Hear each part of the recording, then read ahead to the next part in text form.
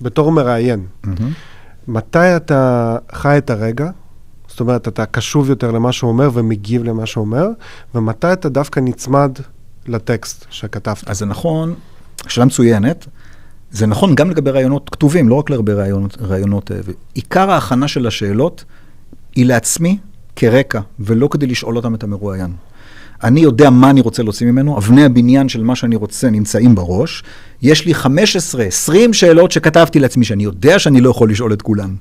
בתוך הרעיון, אני מתחיל, אני נותן לדבר, ותמיד מה שקורה, גם ברעיונות מצולמים, אחרי שאני מסיים, אני אומר, רגע, תן לי לבדוק אם שכחתי משהו. ורק אז אני חוזר לראות מה כתוב לי בדף. כי אני אגיד לך, כלפי חוץ זה תמיד נראה שאתה חי את הרגע. אתה לא נראה מתוכנן, אבל אני יודע שאתה בתור בן אדם, אתה סופר זה מתוכנן. כאילו, שוב, זה אבני בניין. אני מתוכנן באבני בניין, לא בשאלות שבדרך. ושוב, בלי להכין את כל השאלות האלה, אני לא הייתי מסוגל לחיות את הרגע.